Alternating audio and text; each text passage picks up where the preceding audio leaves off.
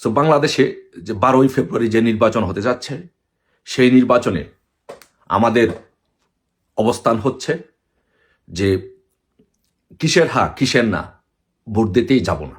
এটি হচ্ছে আমাদের স্লোগান।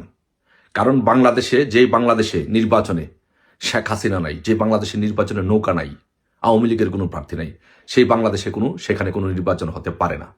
আওয়ামী লীগবিহীন নির্বাচন বাংলাদেশে প্রায় যারা আওয়ামী লীগের নেতৃত্বে যে জোট আছে, সেই জোট প্রায় 50 থেকে 60% ভোটের প্রতিনিধিত্ব করে।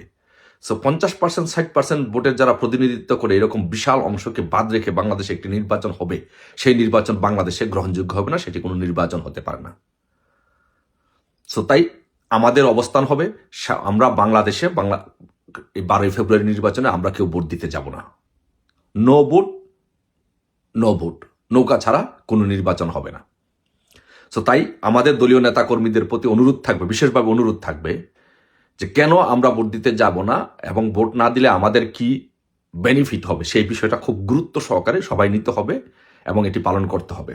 দেখেন, একটি জিনিস আপনারা লক্ষ্য করবেন যে অতি সাম্প্রতিককালে এই নির্বাচন নিয়ে যুক্তরাজ্যের পার্লামেন্টে 4 জন সংসদ সদস্য, বব ব্ল্যাকম্যানের মতো প্রভাবশালী সংসদ সদস্যরা এটি নিয়ে প্রশ্ন রেজ করেছেন এবং বলেছেন বাংলাদেশে কোনো মানবাধিকার নাই, বাংলাদেশে আওয়ামী লীগের মতো একটি বৃহৎ রাজনৈতিক দলকে বাদে নির্বাচন হচ্ছে, এই নির্বাচন নিয়ে তারা কনসার্ন প্রকাশ করেছে। So this is very important.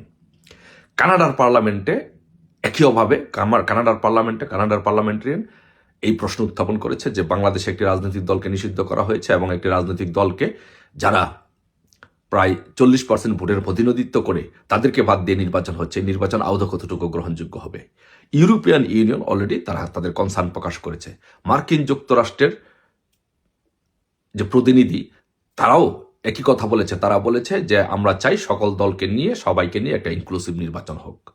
তার মানে হচ্ছে যদি এই নির্বাচনটি যদি ইনুস তো করে ফেলতে চাবে বা কোনোভাবে সে কীভাবে ক্ষমতা থাকতে চায় সেটা চেষ্টা করবে, কিন্তু এই নির্বাচন যদি আওয়ামী লীগকে বাদে যদি এই নির্বাচন ওরা করেই ফেলতে চায় জোর করে, আমরা এখনও বিশ্বাস করি যে বাংলাদেশে আওয়ামী লীগকে ছাড়া কোনো নির্বাচন হবে না।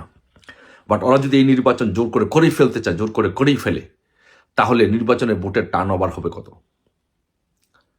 সো এখানে যেন আওয়ামী লীগকে ছাড়া যেন নির্বাচনে যেন ভোটটা যেন একেবারে ন্যূনতম মিনিমাম পর্যায়ের যেন একটা টার্ন হয়। এর ফলাফল কি হবে আমি আপনাদেরকে বলি, যে যদি নির্বাচনে একদম অল্প সংখ্যক টার্ন ওভার হয়, তাহলে পৃথিবীর যে দেশগুলো আছে, পশ্চিমা দেশগুলো আছে, মানবাধিকার সংস্থা আছে, জাতিসংঘ আছে, কেউ এই সরকারকে গ্রহণ করবে না, অ্যাকসেপ্ট করবে না এবং সারা বিশ্বে এটি নিয়ে একটি প্রশ্ন উঠবে। যখনই প্রশ্ন উঠবে তখনই এই সরকারের বিরুদ্ধে যখন আন্দোলন, আওয়ামী লীগ যখন আন্দোলনের ডাক দিবে, তখন সে আন্দোলনটা জোরালো অবস্থান তৈরি করতে পারবে। আওয়ামী লীগের আন্দোলনে মানুষের সম্পৃক্ততা বাড়বে এবং সারা বিশ্বের কাছে এই আন্দোলনটা গ্রহণযোগ্যতা পাবে। কারণ এই বিশ্ব তো অলরেডি এটি নিয়ে প্রশ্ন তুলেছে যে আওয়ামী লীগকে ছাড়া বা এতগুলো ভোট ছাড়া এত ভোটারদেরকে বাদে রেখে একটি নির্বাচন, সেই নির্বাচন গ্রহণযোগ্য না। এটা তারা আগেই কনসার্ন রেজ করেছে। তারপরে যদি নির্বাচন হয়ে যায়, সেই নির্বাচনের পরে এই বিশ্ব আওয়ামী লীগকে সমর্থন করবে এবং আওয়ামী লীগের নেতৃত্বে যে আন্দোলন হবে সেই আন্দোলনকে সমর্থন করবে।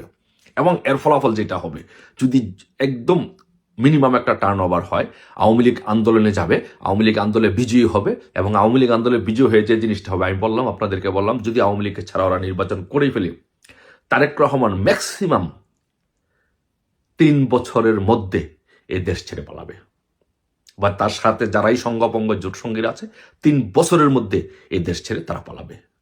সো তাই আমি বলবো আমাদের সমস্ত নেতাকর্মীদেরকে, দেশে বিদেশে যেখানে আছেন সেখান থেকে যার লোকদেরকে, আত্মীয় স্বজনকে, বন্ধু বান্ধবকে, দলীয় নেতাকর্মীদেরকে সবাইকে একটাই নির্দেশনা দিবেন, কেউ যেন ভোট কেন্দ্রে না যায়। কিসের হা কিসে না, বাংলাদেশের নির্বাচন প্রসঙ্গ যাব না, এটি আমাদের স্লোগান। জয় বাংলা, জয় বঙ্গবন্ধু।